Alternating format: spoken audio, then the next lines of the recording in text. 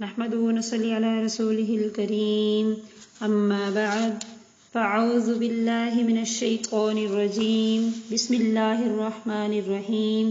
اس اسلامی چینل میں آپ سب کو خوش آمدید۔ السلام علیکم ورحمۃ اللہ وبرکاتہ۔ میں امید کرتی ہوں آپ سب خیر و عافیت سے ہوں گی، اور میں دعا کرتی ہوں کہ اللہ تعالیٰ آپ کی زندگی خوشیوں سے بھر دے۔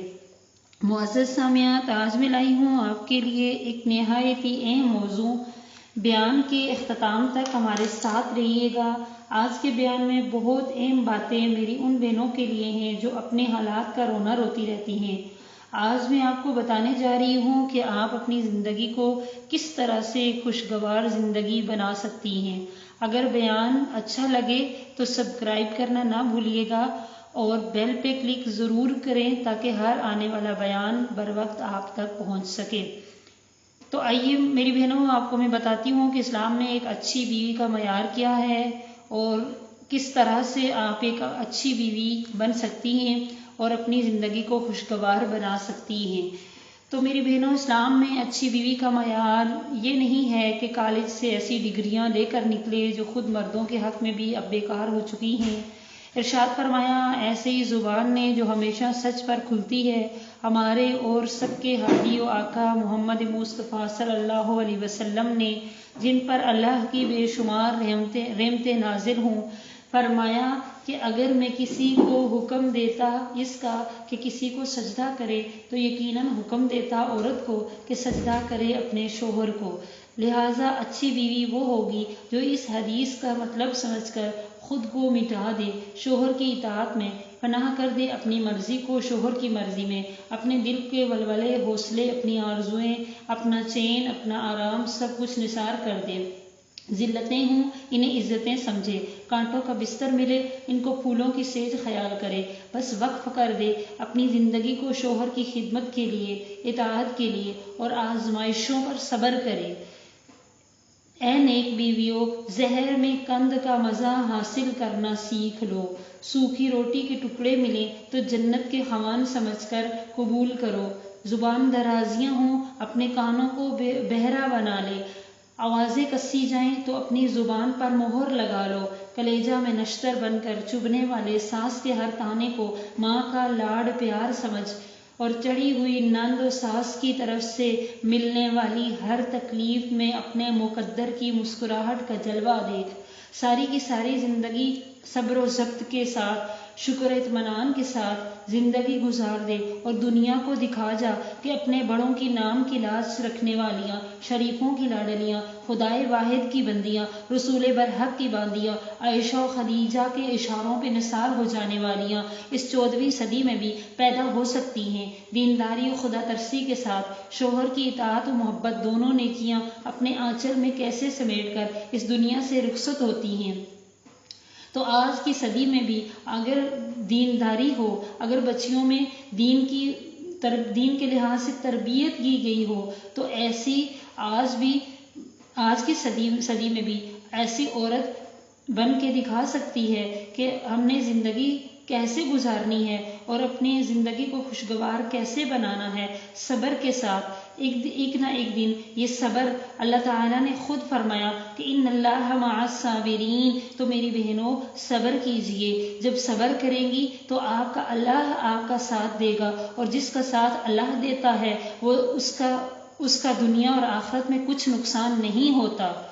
وہ ایک نہ ایک دن دنیا میں بھی اس کو فائدہ ہوتا ہے اور آخرت میں بھی یقیناً اس کو فائدہ اور جزا ملے گی۔ تو میری بہنوں، آپ اپنے خامدوں کے لیے تسلی والیاں بن جائیں، آپ بھی اپنے شوہروں کے لیے حوصلہ دینے والیاں بن جائیں، جیسا کہ حضرت خدیجہ رضی اللہ عنہا آپ صلی اللہ علیہ وسلم کے لیے سبب تسلی بنی۔ حضرت خدیجہ رضی اللہ تعالی عنہا کی زندگی آئیے میں آپ کو بتاتی ہوں تاکہ آپ کو بھی پتہ چلے کہ نیک بیویاں کیسی ہوتی ہیں۔ حضور اکرم صلی اللہ علیہ وسلم کو مشرکین کی جانب سے کسی بھی قسم کی کوئی تکلیف پہنچتی تھی یا کوئی جھٹلاتا تھا یا کوئی غم کی بات پیش آتی تھی تو سیدنا خدیجہ رضی اللہ عنہا اس غم کو دور کرنے کا سبب بنتی تھی، ایسی تسلی دیتی تھی کہ آپ صلی اللہ علیہ وسلم کا سینہ اطہر ٹھنڈا ہو جاتا، بوجھ و غم ہلکا ہو جاتا، حیرانی و پریشانی ختم ہو جاتی۔ پہلی مرتبہ جب وحی نازل ہوئی تو قلب مبارک پر اس وقت قدرتی سی بے چینی تھی، اور وہی اول کا پہلا تجربہ اور فرشتہ سے پہلا سابقہ تھا۔ آپ صلی اللہ علیہ وسلم گھبرا کر پریشان حال گھر تشریف لائے۔ شدت خوف سے آپ کے شانہ مبارک پر کپ کپی طاری تھی۔ ام المومنین سیدنا خدیجہ رضی اللہ عنہا نے محبت بھرے ایسے سنہرے الفاظ سے تسلی دے کر اندیشہ و گھبراہٹ کا پسینہ پوچھا کہ دنیا کی ہر عورت اپنے شوہر کو اس کی گھبراہٹ کے موقع پر اگر اسی طرح تسلی دے کر اس کے غم کو ہلکا کرنے کی کوشش کرے تو شوہر کو جہاں ایک طرف اپنی بیوی کے ایسے الفاظ سے دلی سکون ملے گا تو وہ اپنے دل کی گہرائیوں سے اس کو اپنی غم خوار سمجھے گا، اور آئندہ بھی کبھی پیش آنے والی ایسی حیرانی اور پریشانی کی بات اپنی بیوی کو بتا کر اپنا غم اور بوجھ ہلکا کرے گا، اور یہ ایک مسلمان بیوی کے لیے بہت بڑا اعزاز ہے۔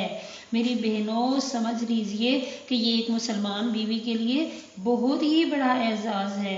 تو میری بہنوں، آج کل ہم بیویاں شوہر کے گھر میں قدم رکھتے ساتھ ہی شکایتوں کی گٹھڑی کھول کے بیٹھ جاتی ہیں۔ پھر یہ عورتیں رونا روتی ہیں کہ میرا شوہر مجھ سے محبت نہیں کرتا۔ تو اپنے شوہر کے لیے تسلی اور غم خوار بنیے، جیسا کہ حضرت خدیجہ رضی اللہ عنہا نے کیسے حسین الفاظ میں رسول کریم صلی اللہ علیہ وسلم کو تسلی دی۔ تو آئیے میں آپ کو سناتی ہوں کہ حضرت خدیجہ رضی اللہ عنہا نے کیسے حسین الفاظ میں آپ صلی اللہ علیہ وسلم کو تسلی دی کہ ہرگز نہیں، خدا کی قسم اللہ تعالیٰ آپ کو کبھی ذلیل اور رسوا نہ کرے گا۔ آپ پریشان نہ ہوں، اللہ آپ کا ساتھ نہ چھوڑے گا۔ آپ تو صلہ رحمی کرتے ہیں، لوگوں کی مدد کرتے ہیں، آپ کنبہ پرور ہیں، بے کسوں اور فقیروں کے معاون رہتے ہیں، محتاجوں کا سہارا ہیں، مہمانوں کو کھانا کھلاتے ہیں، رائے حق کے مصیبت زدہ کے کام آتے ہیں۔ جو شخص ایسے اخلاق اور ایسی سیرت اور ایسے اعلیٰ و پاکیزہ خصائل کا حامل ہو، اس پر کسی شیطان یا جن اور آسیب کا اثر ہرگز نہیں ہو سکتا۔ یہ بات اللہ تعالیٰ کی رحمت و شفقت سے بعید اور اس کی رحمت جاریہ کے منافی ہے۔ انہوں نے بڑے یقین و اعتماد کے لہجے میں اور پوری قوت و گفتار کے ساتھ تسلی دی۔ یہ ہیں ان خاتون جنت کے الفاظ مبارک، یہ ہے ان کے جذبات کی ترجمانی، یہ ہے شوہر کی سچی محبت، سچی وفاداری۔ یہ الفاظ اسی کو سکھلائے جاتے ہیں، اسی کے دل میں ڈالے جاتے ہیں، اسی کو سمجھائے جاتے ہیں جو شوہر کی سچی محبت دل و دماغ میں پیدا کرے، سچی وفاداری کو اپنا شعار بنائے، اس کا غم اپنا غم سمجھے، اس کی خوشی اپنی خوشی سمجھے، اس کا درد اپنا درد سمجھے، اس کی بیماری اپنی بیماری سمجھے، اس کی صحت اپنی صحت سمجھے، الغرض اسے ہر معاملے میں اپنا ہی سمجھے، اپنے دل کے کسی کونے میں اس کی برائی کو جگہ نہ دے بلکہ اس کی اچھی صفات ڈھونڈے، اور پھر ان خوبیوں کی بنا پر اپنے دل میں اس کی عظمت اور محبت کو بٹھائے۔ غور کیجئے حضرت خدیجہ رضی اللہ عنہا نے کس پیارے و حکیمانہ انداز سے اپنے شوہر کے غم کو ہلکا کیا، اپنے شوہر کی صفات کو کیسے پہچانا۔ ذرا تصور کی دنیا میں 1400 سال پیچھے چلے جائیے، مکہ کے پہاڑوں، عرب کے ریگستانوں میں پلنے بڑھنے والی ایک عورت، جہاں نہ کوئی مدرسہ ہے، نہ یونیورسٹی ہے، نہ آج جیسی کوئی ظاہری نام نہاد تہذیب و ترقی والی کوئی بلا یا وبا نہیں ہے، لیکن اس کے باوجود کس طرح حکیمانہ عالمانہ انداز سے اور کتنے پیارے الفاظ سے اپنے جذبات کی ترجمانی کی اور شوہر کو عین پریشانی و بے چینی کے وقت تسلی دی۔ اگر سمجھدار عورت انہی الفاظ پر غور کر لے تو شاید پوری زندگی گزارنے کا طریقہ انہی الفاظ سے سمجھ آ جائے گا۔ تو آخر میں میری یہی دعا ہے کہ اللہ تعالی ہم سب عورتوں کو ایک اچھی اور خیر والی عورت بننے کی توفیق عطا فرمائے اور ان سب باتوں پر عمل کرنے کی توفیق عطا فرمائے۔ وما علینا الا البلاغ المبین۔